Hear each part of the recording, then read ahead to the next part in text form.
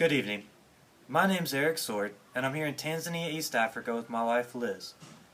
We're here with our two kids, Derek, who's 6, and Caleb, who's about a year and a half old. We're here serving as United Methodist missionaries. We work in Tanzania doing holistic church development, everything from church planting, training church leaders, evangelism, discipleship, Bible studies, and community development, helping each church look at the assets that their community has and the needs that their communities have, and what kind of ministries are going to fit into that environment and that situation. I was very excited when I was asked to speak with you guys tonight, to share with you guys tonight. I looked at the Facebook page. I loved the picture of the Wesley brothers with the sunglasses. But I started to think, on a mission from God, what is missions? And how and why do we go about it? And I started to look at that and started to ask that question to myself. And simply, I feel like missions is taking the gospel to unreached people. The gospel is just the good news. And the thing is, this looks different for everybody. Sometimes the good news for a lonely person is community. Sometimes the good news for a single mother is somebody to help with the oil change on her car. Sometimes the good news for somebody that's homeless is a place to stay. And for somebody that doesn't have any food, a warm meal. The good news looks different for all of us. For somebody struggling with addiction, it's somebody to walk with them and support them. And we need to take that good news that a lot of us have already experienced in our church communities, and we've already experienced in our life, and through the faithfulness that God has shown us as we look back at the history of our lives. And we need to take that to people that haven't experienced it yet. For us here, a big group of those people is a tribe called the Koreas. And they're a tribe that only about 10% of them are actually Christian. And so a lot of times we are planting churches in villages that have never had a church.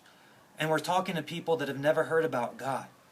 And we're working with people that don't have a Christian base to their community's morals and values. It's a tribe that still practices female circumcision. And that has customs and a history that still lends itself to the oppression of women. That has a system of communal justice that can sometimes be very harsh on the people that experience it, including chasing people out of villages and burning their homes. This can be a hard tribe and a hard group of people to work with, simply because they haven't heard the good news. They haven't experienced a loving community. They don't always understand that they're all loved children of God, and that God has a full life plan for them, if they're ready to accept the blessings that He has for their lives. That's our context, and it's provided a lot of work, a lot of challenges, but also a lot of joy and a lot of blessing in the last few years. The first church that we ever started in 2011, we started kind of by accident. We were working and volunteering at an orphanage at the time, and working with about 53 children, and we started worshiping with them.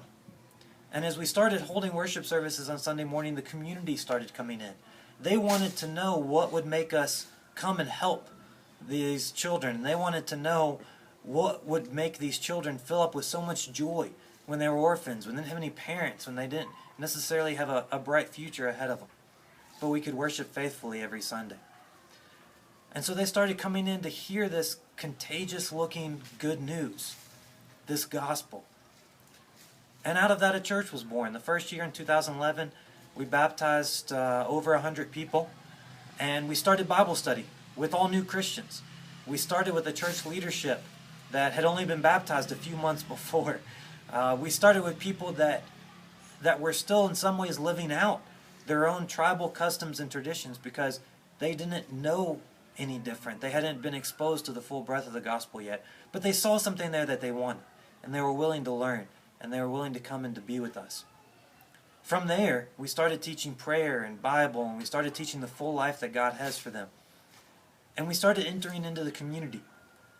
As tragedy was happening to some of our church members, normal life here, unfortunately, of children, teenagers, young adults, dying from malaria and from diseases and from bar fights and different things. We were able to enter into the community, to be present during the funerals, to be with the family as they were grieving and processing what was going on. And we started to encounter a community that had a need for the gospel, that had a need for good news. women that were being abused in their homes that needed a community to support them and to advocate for them, children that weren't given a chance to play or to go to school or to be educated, that needed a place to go and to learn and to be loved and to be taught how to play. Out of that was born a ministry that we're currently working on launching called the Emmanuel Center. That's there for the needs of the community, and it's there to bring good news to the woman that feels alone and isolated, and to bring good news to the child that's never laughed and sang at home with his parents or his family. For us, where we are, that's the good news.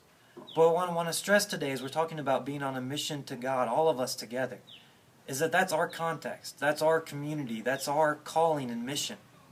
Yours isn't going to look like that. I would guess that most of you, 99% or maybe 100%, are never going to come to Africa. You're never going to come to Tanzania. And there's nothing wrong with that. You have a mission to take the good news to people that have not heard it or have not experienced it in tangible ways. Many times in the U.S. we're inoculated to the good news. We've heard it so many times it's lost its power. And we need to find new ways and tangible ways to take it into the community. And we do that because we're responding faithfully to God. One of my favorite books in the Bible is Philippians, and in that book, one of my favorite chapters is chapter 2. And Philippians chapter 2, verse 3 reads, "Don't do anything for selfish purposes, but with humility think of others as better than yourselves." That's why we do it. That's why Liz and I are here with our kids. That's why we do what we do. All of us that are on a mission from God are responding faithfully to God's call. I want to stress that this mission comes from God. And He calls us to put aside our own desires, and to put aside our own fears, and to put aside our own wants to be comfortable, and to enter into the mission field. To be willing to take up the calling that He has placed in our lives. That's why all of us do missions. Anybody that you talk to is going to tell you they're doing it out of a faithful response to God. And that faith is also what allows us to do missions. It's what allows us to pour out our lives for others. It's what allows us to be here and to be uncomfortable and to be in difficult situations. My life verse, the verse that I kind of use to define who I am and what I do, is also found in Philippians chapter 2, verse 17, and it says, "But even if I am poured out like a drink offering upon the altar of service for your faith, I am glad. I am glad with all of you." Paul there is talking about giving of yourself so that the faith of others can increase. We do missions. We have the strength to do missions. We have the ability to be on a mission from God because of His faithfulness. We do it as a response of our faithfulness. But it's only possible because of God's faithfulness in our lives. It's only possible because we know that the uncomfortableness, the suffering, the challenges, and the perseverance that we have, as Romans chapter 5 says, always ends in hope. That everything that we're going through and everything that we experience and all the challenges that are there, when we're really taking the good news to people that have never experienced it before, is the hope that God will finish what He is starting with us. That God will take care of the transformation of people's lives if we're only faithful to His calling. He will be faithful to us. I'll tell you, you don't have to come to Africa to do missions. But you also don't have to come to Africa to be uncomfortable. You don't have to come to Africa to be challenged. I'm sometimes amazed by the people that come. We also host short-term mission teams. And people come and they're willing to be uncomfortable, and they're willing to be stretched, and they're willing to do things and eat things and see things that they would never consider in their hometowns, because they're only doing it for a week. But I want to tell you, when we look at missions as a calling from God, as a daily living, because I'll tell you, coming to Africa is not the hard part. Moving here with our kids was not the most difficult thing that we've ever done. It's the daily living, The daily sharing of what I have with my neighbors who don't have as much. The daily prayers with people that are suffering, and sometimes I can't do anything to help them. The daily living with people that are different from me or want to take advantage of me, but to live with them and to show them the good news. If you can be stretched and be uncomfortable for a week, and then you can be stretched and you can be uncomfortable for 2 weeks and a month, and those months turn into years, those years will turn into a lifetime of missions. And God will be faithful to the challenges that you face and the things that you did and the places that you went and the people that you ministered to. There's a group of kids here in Tarime that we work with. They live on the streets.